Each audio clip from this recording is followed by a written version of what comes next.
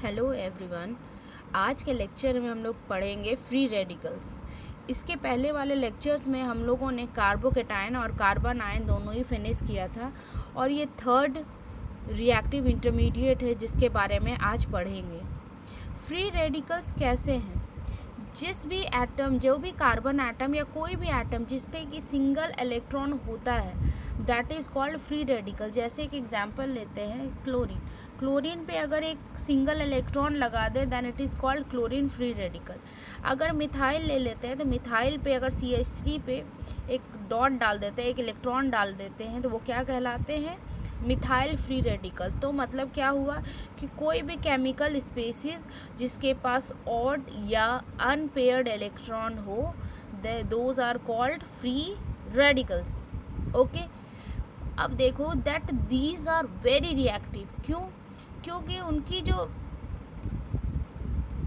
Tendency है towards accepting electron pair for completing its octet, उसे octet complete करने की बहुत ज़्यादा ही एफिनिटी है जिसके वजह से वो बहुत ज़्यादा हाई रिएक्टिव है और उसकी जीने की मतलब लाइफ जो है उसकी बहुत कम है। They are short lived. ठीक है, अब हम लोग देखते हैं कि इसकी फॉर्मेशन कैसे होती है। देखो, हम लोग पहले क्लासेस में पढ़े थे फ्यूज़न, जो बॉन्ड फ्यूज़न होते हैं दो तरह के होते हैं। कौन कौन से? That is homolytic and second is heterolytic. तो क्या है कि हेट्रोलिटिक में क्या होता है, कार्बोकेटायन बनती है या कार्बन आयन बनती है। लेकिन होमोलिटिक में क्या था कि जो शेयर्ड पेयर ऑफ इलेक्ट्रॉन है वो दोनों एटम जिसके बीच में बॉन्ड है वो दोनों सिंगल सिंगल इलेक्ट्रॉन लेके साइड हो जाते हैं। सेम केस यहाँ पर भी है। होमोलिसिस में क्या होता है कि कोवलेंट बॉन्ड का होमोलिसिस होता है किसके प्रेजेंस में? हीट और लाइट के प्रेजेंस में, जिसके वजह से फ्री रेडिकल बनता है। एक याद रखना कि फ्री रेडिकल पे एक ट्रिक है, helper, HELPR। H for heat, okay, E for electricity, L for light, P for peroxide and R for radicals. मतलब अगर किसी रिएक्शन में कोई भी एक अगर कंडीशन सेटिस्फाई कर रहा है तो देन इन दैट केस जो फ्यूजन होगा वो होमोलिटिक होगा। Again remember it, listen to me. H for heat, E for electricity, L for light, P for peroxide ions, R for radicals. और कोई भी अगर एक कंडीशन अगर किसी रिएक्शन में है देन जो मैकेनिज्म या कोई भी जो बॉन्ड का ब्रेकेज हो रहा है या क्लीवेज हो रहा है वो कौन सा होगा? होमोलिसिस होगा। और जो रेडिकल्स बनेंगे वो कौन से बनेंगे? फ्री रेडिकल्स बनेंगे। ओके, अब चलिए आगे देखते हैं। एक इथेन मॉलिक्यूल है, उसको होमोलिसिस करवाते हैं हम लोग। आइए देखते हैं कैसे बनता है, फॉर्मेशन कैसे होता है। CH3 फ्री रेडिकल हीट के प्रेजेंस में कैसे बनता है? CH3 फ्री रेडिकल, इसमें क्या होता है? सिंगल इलेक्ट्रॉन इधर और एक इलेक्ट्रॉन इधर की ओर चला जाता है। दूसरा रिएक्शन हम लोग देखते हैं, ClCl हीट के प्रेजेंस में Cl फ्री रेडिकल्स बनते हैं। अब CH3Cl अगर इसमें इलेक्ट्रिसिटी सप्लाई करते हैं तो क्या बनता है? CH3 फ्री रेडिकल और Cl फ्री रेडिकल बनता है। तो इसमें देख सकते हैं कि जो कंडीशंस है वो क्या है। हेल्पर में कोई एक कंडीशन है। हेल्पर में क्या था? H for heat, E for electricity, फिर उसके बाद L फॉर लाइट जो कि H न्यू से रिप्रेजेंट करते हैं, P फॉर पेरोक्साइड और क्या था लास्ट? R for radicals. और कोई रेडिकल्स आ रहा है उसके भी प्रेजेंस में फ्री रेडिकल मैकेनिज्म होगा जो कि होमोलिटिक फ्यूजन होता है किसका? कोवलेंट बॉन्ड का। अब देखते हैं कि हम लोग आगे क्या करना है। अब देखते हैं कि फ्री रेडिकल्स का ऑर्बिटल स्ट्रक्चर कैसा होता है, उसका स्ट्रक्चर कैसा यहाँ देख सकते हैं कि कार्बन का हाइब्रिडाइजेशन sp2 है। क्यों? क्योंकि जो सिग्मा बॉन्डिंग है वो 3 है, एक इस आर के साथ, एक इस आर के साथ और एक इसके साथ। It means what, that there are 3 sigma bonds, और एक जो ऑड इलेक्ट्रॉन है, अनपेयर्ड इलेक्ट्रॉन है, वो किस पे है? p ऑर्बिटल पे, जो कि परपेंडिकुलर है प्लेन पे। मतलब कि अगर ये ट्राइंगल है जिसके तीनों कोनों में आर है, आर आर, यहाँ पे कार्बन है बीच में, तो इसके ठीक ऑन द पेपर और इनसाइड द पेपर एक p ऑर्बिटल है जो कि परपेंडिकुलर है इस प्लेन पे। तो इस टाइप का ऑर्बिटल स्ट्रक्चर किसका होता है? कार्बन फ्री रेडिकल का। और इस अनपेयर्ड इलेक्ट्रॉन के वजह से ये जो फ्री रेडिकल है वो पैरामैग्नेटिक इन नेचर होता है। ओके, अब स्टेबिलिटी किस चीज़ पे डिपेंड करती है? जिस तरह हम लोग कार्बोकेटायन में देखते थे, इंडक्टिव इफेक्ट रोल प्ले कर रहा है, रेजोनेंस रोल प्ले कर रहा है, हाइपर कंजुगेशन प्ले कर रहा है, in the same manner free radical के केस में भी वैसे ही कुछ है। इसमें यह है कि अगर कोई फ्री रेडिकल है, अगर कुछ ऐसा हो जाए या कोई ऐसा सब्स्टिट्यूएंट है जो कि इस फ्री रेडिकल को एक और इलेक्ट्रॉन दे के इसका ऑक्टेट कंप्लीट करवा रहा है, इट मीन्स वो स्टेबिलिटी ज़्यादा होगी। तो मतलब अगर ऐसा कोई ग्रुप है जो कि प्लस आई इफेक्ट शो कर रहा है, मतलब इलेक्ट्रॉन डोनेटिंग ग्रुप, तो क्या होगा? ये फ्री रेडिकल की स्टेबिलिटी बढ़ जाएगी। जैसे कि एग्जांपल हम लोग देखते हैं कि CH फिनाइल से एक ग्रुप्स अटैच्ड है,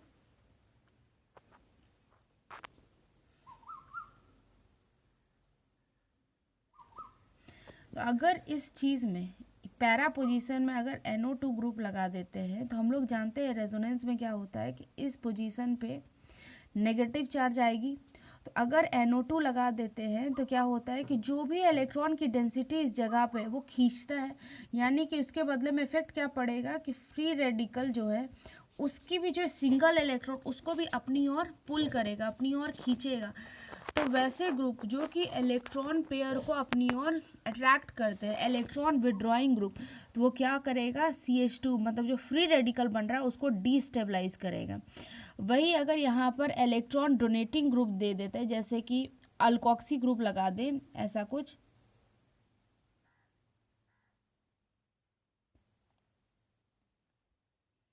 OCH3, ऑक्सीजन के पास एक लोन पेयर है और यहाँ पर CH2 रेडिकल है जिसमें कि एक फ्री रेडिकल है। तो क्या है कि ऑक्सीजन के पास जो फ्री इलेक्ट्रॉन है वो क्या करेगा? अपने आप को रेजोनेंस में लाएगा पाई बॉन्डिंग से, जिसके वजह से ये फ्री रेडिकल जो होगा स्टेबलाइज करेगा।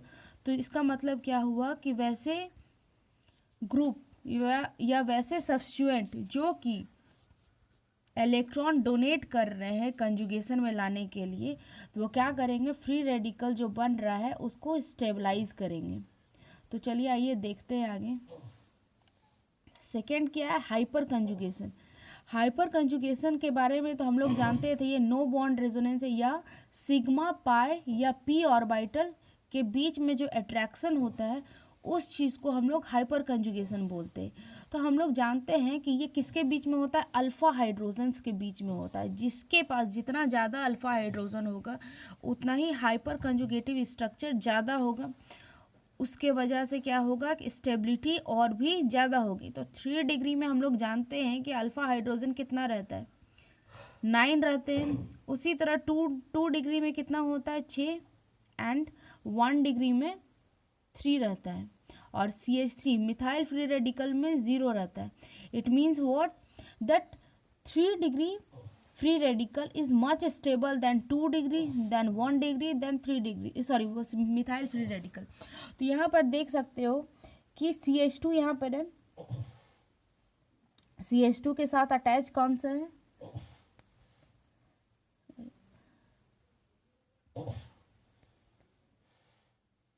CH2 है और ये फ्री रेडिकल। तो अल्फा हाइड्रोजन 1 2 3, तो क्या होगा? ये सारे को हाइपर कंजुगेशन में सिंगल हाइड्रोजन जाएगा तो डबल बॉन्ड कैरेक्टर आएगा, जिसके वजह से क्या होगा, फ्री रेडिकल अपने आप को स्टेबलाइज करेगा।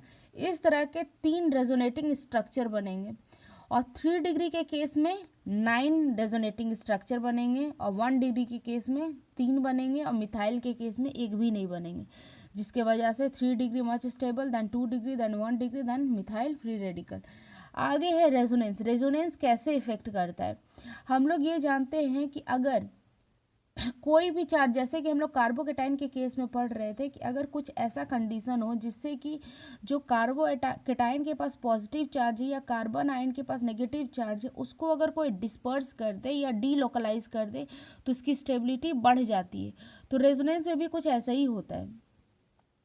जैसे कि ये क्या है, बेंजाइल फ्री रेडिकल बनाते हैं हम लोग। तो क्या होता है कि जो फ्री रेडिकल है ये कंजुगेशन में, किससे कंजुगेशन में, पाई बॉन्ड से। तो ये अगर फ्री रेडिकल इधर की ओर आता है तो क्या होगा, पाई बॉन्डिंग होंगे और ये जो होगा इलेक्ट्रॉन का शिफ्टिंग होगा, जिसके वजह से यहाँ पे एक फ्री रेडिकल बनेगा कुछ इस तरह का और यहाँ डबल बॉन्ड कैरेक्टर शो करेगा, जिसके वजह से क्या हो रहा है, ये जो सिंगल इलेक्ट्रॉन है वो क्या हो रहा है, डिस्पर्स हो रहा है, पूरे बेंजीन रिंग में डीलोकलाइज्ड हो रहा है, जिसके वजह से इसकी स्टेबिलिटी बढ़ जाती है। तो रेजोनेंस वही है, क्या है, free radicals which are stabilised by resonance are more stable because of delocalisation of unpaired electron. आइए स्ट्रक्चर सब हम लोग समझते हैं। जैसे ये क्या है, एलाइल फ्री रेडिकल है। एलाइल फ्री रेडिकल में क्या है कि ये जो इलेक्ट्रॉन है, ऑड इलेक्ट्रॉन, ये क्या होता है, बॉन्डिंग करता है किससे, CH से। कैसे, यहाँ पे होमोलिसिस होता है, जिसके वजह से CH2 का फ्री रेडिकल इधर आ जाता है, एक सिंगल इलेक्ट्रॉन, और ये जो है पाई बॉन्डिंग कर लेता है, जिसके वजह से क्या देख रहे हैं कि जो ऑड इलेक्ट्रॉन है वो कोई एक कार्बन पे स्थिर ना होके डीलोकलाइज कर जा रहा है, जिसके वजह से इसकी स्टेबिलिटी बढ़ जा रही है। लेकिन अगर जैसे कि नॉर्मल अगर हम लोग अल्काइल में देखते हैं तो ऐसा कुछ होता नहीं है। जैसे मिथाइल का हो गया, मिथाइल में एक जगह फिक्स रहता है, जिसके वजह से ये स्टेबलाइज्ड नहीं होता। अब बेंजाइल के केस में, जैसा अभी हम लोग पहले पढ़े थे, बेंजाइल के केस में क्या है कि डबल बॉन्ड कैरेक्टर आ रहा है और ये फ्री रेडिकल जो ऑड इलेक्ट्रॉन ये पूरे रिंग में रोटेट कर रहा है, कभी इसमें देन ऑर्थो में, फिर CH2 में जाता है, जिसके वजह से रेजोनेंस होती है। रेजोनेंस जितना ज़्यादा होगा उतना ज़्यादा स्टेबिलिटी होगी।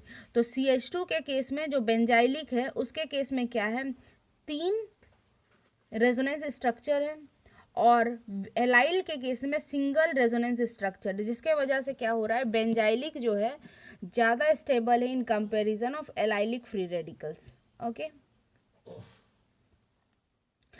greater the value of dissociation energy, bond dissociation energy, lesser is the stability of free radicals।